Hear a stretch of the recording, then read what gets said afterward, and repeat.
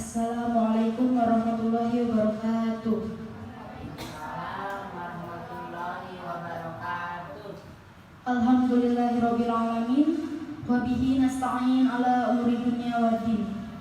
Assalatu wassalamu ala asyrafil anbiya'i wal mursalin wa ala alihi wa sahbihi ajmain. Rabbi shrah li sadri wa yassir li amri wahlul 'uqdatam min lisani yafqahu qawli. Amma ba'du.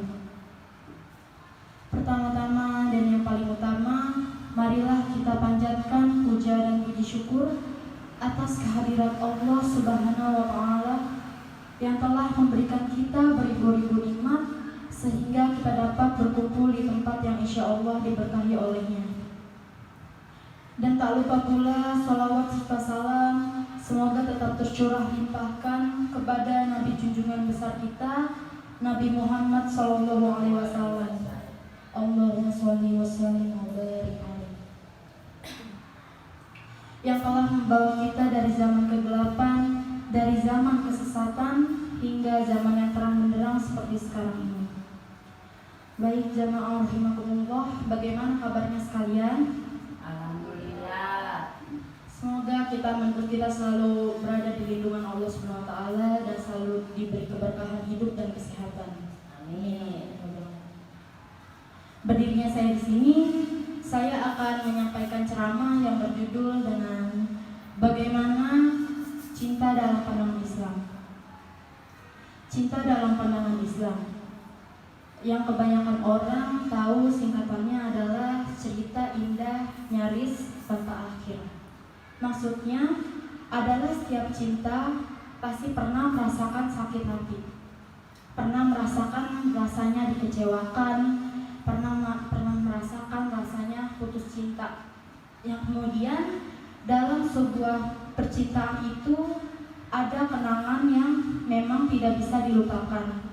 Memang yang rata-rata manusia itu susah untuk melupakannya, yaitu sebuah perpisahan. Entah itu perpisahan yang terpaksa, entah itu memang perpisahan yang berujung dari kecewaan dan sakit hati.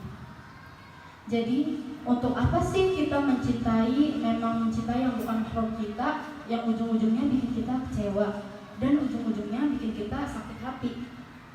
Kadang kita nggak percaya.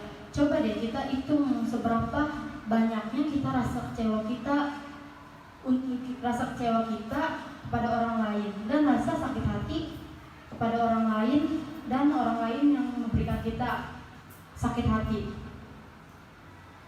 Jadi jangan terlalu berharap kepada manusia. Jadi kita lebih berharap kepada Allah yang telah menciptakan kita, yang telah selalu memberikan keberkahan kita, memberikan kesehatan selagi kita mau beribadah dan selagi kita mau berdoa, karena Allah adalah Maha Penolong, Maha Pengasih dan lagi Maha Penyayang.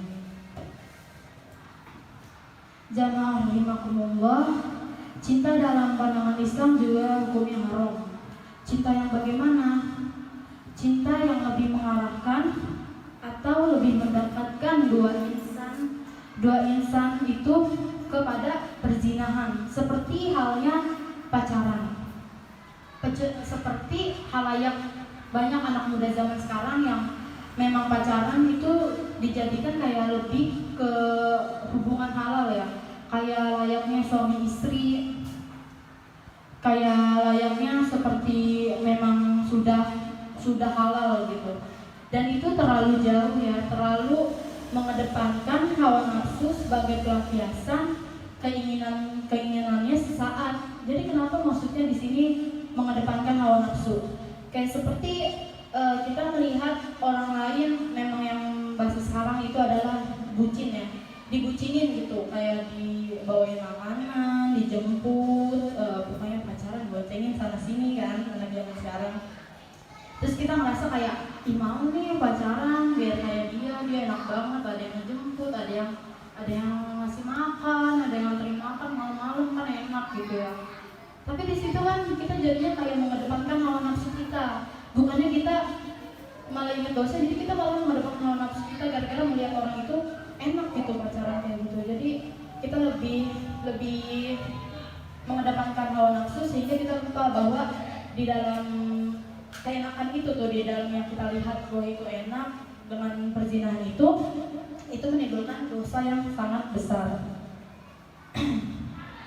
Allah berfirman pada surat Al-Isra ayat 32, Bismillahirrahmanirrahim, wala taqrabu zina innahu kana fahisyatan wa sa'a sabila. Yang artinya adalah, dan janganlah kamu mendekati zina, karena sungguh zina itu sebagai sifat yang sangat keji, perbuatan yang sangat keji, dan sebagai jalan yang paling buruk. Kita tahu bahwa menumpahkan syahwat itu bukan pada tempatnya, itu adalah haram ya. Seperti ya tadi layaknya pacaran yang bukan suami istri. Itu adalah hukumnya haram. Kecuali kepada istri atau suami-suami mereka. Maka janganlah pacaran ini dijadikan alasan yang bermacam-macam. Jika sudah cocok satu sama lain, jika memang sudah merasa kita saling mencintai lah sama memang seseorang atau si doi gitu, segera-segera kita minta menghalalkan, minta dihibahkan, daripada nanti ujung-ujungnya menimbulkan fitnah dan menimbulkan dosa. Dan juga kasihan juga sama orang tua kita ya, kasihan karena nanti juga dosanya kecipratan. Dan juga nanti kalau kita jadi orang tua, kalau memang anaknya udah siap gitu, udah siap untuk pacaran, udah siap untuk menikah, udah siap untuk menikah, ya segeralah gitu, jangan menunda-nunda, jangan bilang misalkan anaknya bentar dulu lah gitu, anaknya kuliah dulu, misalkan anaknya kerja dulu, jangan. Jadi daripada nanti dosanya juga banyak gitu, banyak orang nggak buat si anaknya itu, jadi dosanya itu kemana-mana, bisa ke orang tua, bisa ke saudara-saudara. Jadi nauzubillah ya, mudah-mudahan kita selalu di jalan Allah lah, di jalan yang benar. Amin. Ada hadis Nabi begini, wahai Rasulullah, apakah jika salah seorang di antara kami memenuhi syahwatnya yang mendapat pahala? Rasulullah SAW menjawab, tahukah engkau, jika seseorang memenuhi syahwatnya pada yang haram maka ia berdosa, dan sebaliknya pula, dan apabila ia memenuhi syahwatnya kepada yang halal maka ia mendapatkan pahala. Hadis Arba'in ke-25, hadis riwayat Muslim nomor 1006. Jelaslah bahwa ibadah yang paling nikmat, yang paling indah adalah ibadah persetubuhan antara suami dan istri, dan bagi pula mendapat sedekah. Tidak hanya ibadah yang paling nikmat ya, tapi ibadah paling indah juga. Soalnya kenapa ibadah paling indah? Soalnya kita juga mendapatkan pahala di antara itu.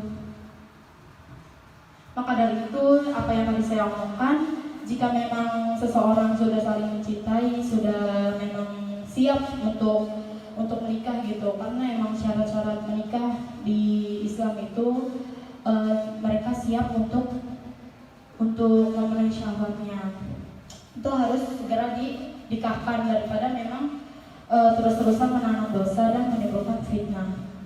Dan cinta di sisi lain adalah ada cinta yang hukumnya wajib. Cinta yang bagaimana hukumnya wajib?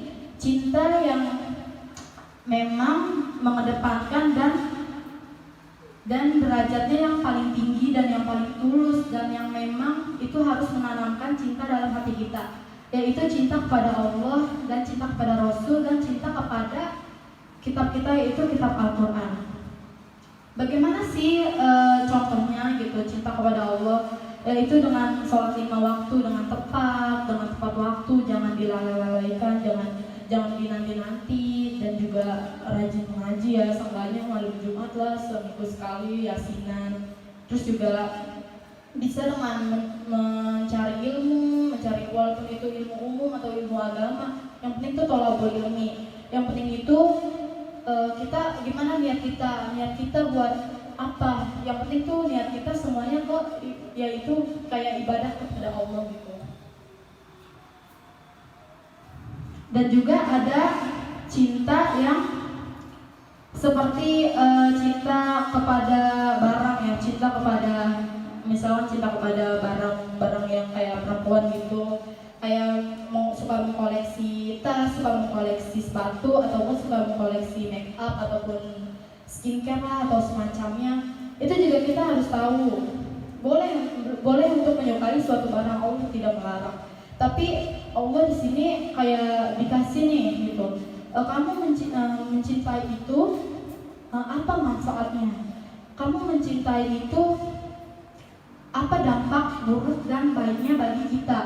Jadi kita harus di sini harus memakai akal kita untuk memilih apakah itu baik dan benar, apakah itu baik ataupun buruk. Karena Allah menciptakan akal itu untuk kita bisa memilih apa yang baik dan apa yang buruk. Jadi bukan Allah tuh menciptakan akal bukan yang memang kita melakukan untuk melakukan seenaknya, enggak, karena kita harus berpikir mana jalan yang baik dan mana jalan yang buruk. Dan juga untuk seumuran kita, untuk anak muda sekarang lah gitu, kita harus banyak-banyak beribadah dan banyak-banyak berzikir kepada Allah, karena memang banyak sekali zaman sekarang yang memang menggoda banyak banget setan yang menggoda agar kita tuh selalu melakukan sifat-sifat yang tercela. Jadi jangan sampai kita jadi generasi yang tidak baik untuk negara, untuk agama ataupun untuk keluarga kita sendiri. Jadi nauzubillah ya, kita kalau misalkan jadi generasi yang paling buruk lah, semoga kita semua jadi generasi yang paling baik. Amin amin ya rabbal alamin. Kesimpulan dari ceramah saya tadi adalah bagaimana kita untuk mengharuskan diri kita menjauhkan dari perbuatan zina, karena zina itu sesungguhnya adalah perbuatan yang sangat keji. Di sini sudah ditegaskan di surat Al-Isra ayat 32 ya, yang dimana Allah berfirman bahwa zina itu sesungguhnya perbuatan yang sangat keji dan jalan yang paling buruk. Jadi kita caranya bagaimana agar kita jauh-jauh dari perbuatan zina? Kita banyak-banyak berzikir, kita banyak-banyak beribadah kepada Allah Subhanahu wa taala agar kita ditetapkan hati kita untuk melakukan perbuatan-perbuatan yang baik dan selalu ada berada di jalan Allah Subhanahu wa taala, jalan yang benar. Amin amin ya rabbal alamin. Jadi hanya ini yang saya dapat sampaikan. Kurang lebihnya saya mohon maaf. Syukran katsiran. Wassalamualaikum warahmatullahi wabarakatuh.